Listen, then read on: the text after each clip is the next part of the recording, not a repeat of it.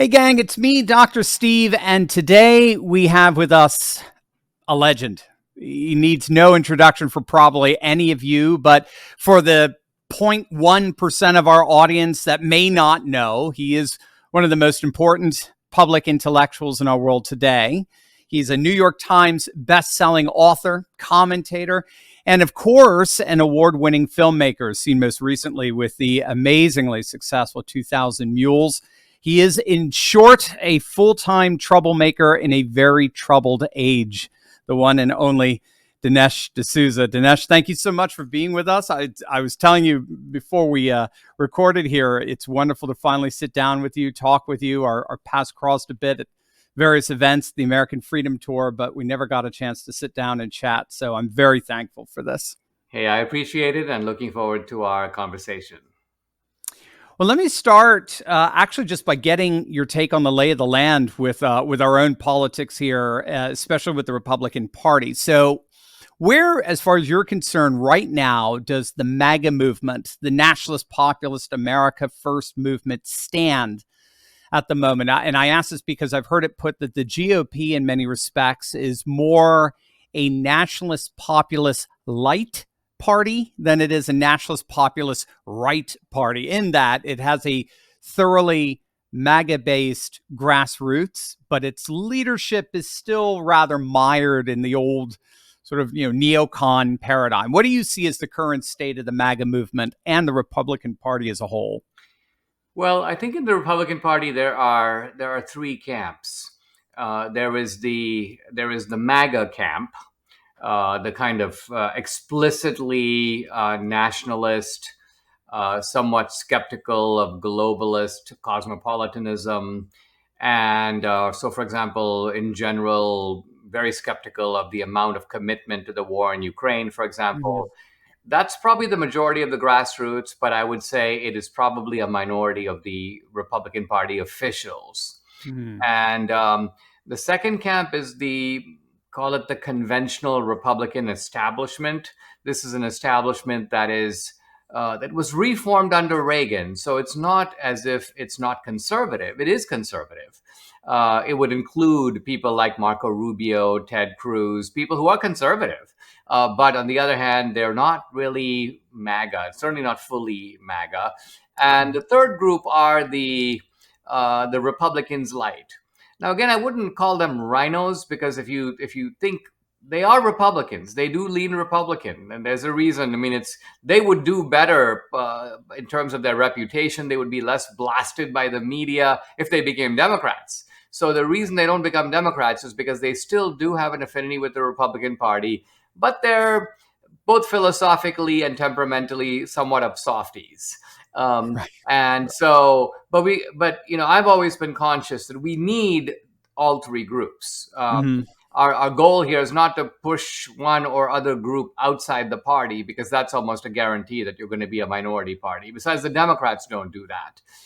Right. They'll work hard to keep a guy like Manchin in their camp, because they know that vote is really important to them in the Senate.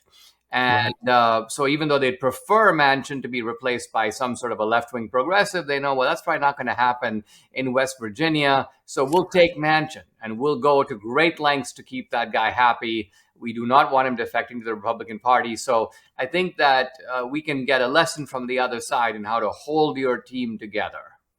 Yeah, even in a parliamentary split up, as it were, you still have to coalition. You can't unless you get an outright majority. But in this fractured politics, I don't know about that. One of the themes that I heard you talk about was the importance of learning to fight back. And Republican leaders often depict themselves as above the fray. They like to act as if they're the adults in the room, and the Democrats are nasty little adolescents and so forth. But you've made the argument that this could inadvertently play into the hands of Democrats. Why is it so important for Republicans to learn to fight in a manner comparable or even better to how Democrats fight? Because the Democrats have become gangsterized in the last 20 years. And that has happened starting, I would say, under Obama. It incorporates Hillary.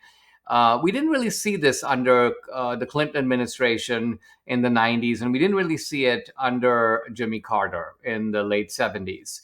It's a different type of Democrat. And by that, I mean, if you were to go to Bill Clinton and say to him something like, okay, here's this guy, Dinesh. He's really annoying. He's always like in our face.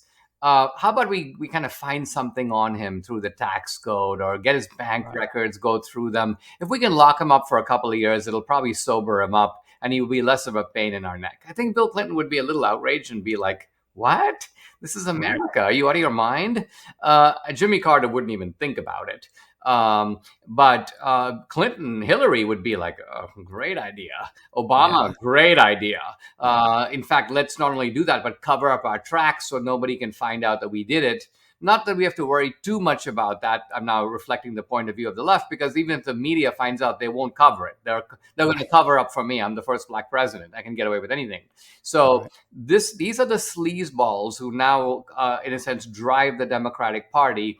And even if Biden, I think, is completely one of them, but even if he wasn't, they're the ones calling the shots in the Biden administration. So the question then becomes, what is emboldening them? What's emboldening them is the belief that we will never do to them what they're doing to us. They're really confident that they're dealing with namby-pambies. They're dealing with kind of Lindsey Graham types.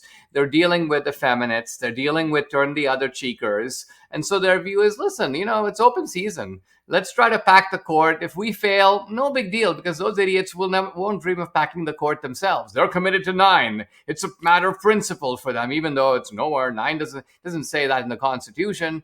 So they're convinced that they've got our number.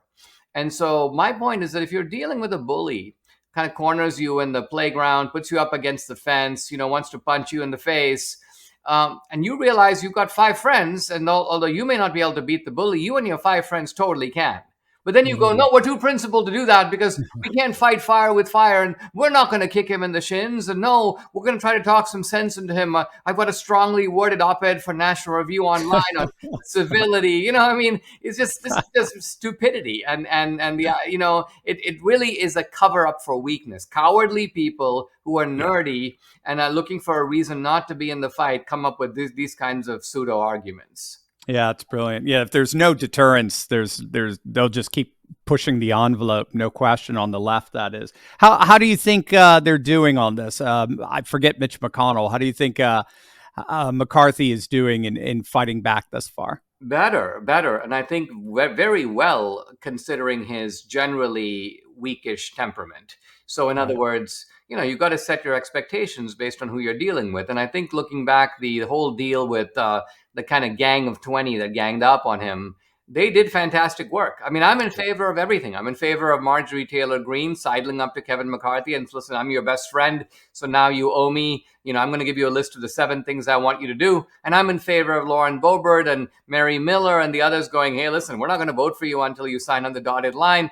The combination worked beautifully. It's a completely new Kevin McCarthy. The House is actually doing great work. And they're not wasting their time on like, let's pass 27 different bills because they'll go nowhere in the Senate. Obviously, Biden won't sign them. Don't do that. Use your bully pulpit, use your power of subpoena and investigation. Basically, what you want to do is harass, intimidate. I won't use the word terrorize because I only mean that in the political sense, but make the other side accountable and make their lives miserable. That's your job. That's why we elected you. That's right. And in the Christian world, particularly a traditionalist Catholic world, we don't want to bring up terror now because apparently the FBI is very concerned about traditionalist Catholics at this point. So exactly.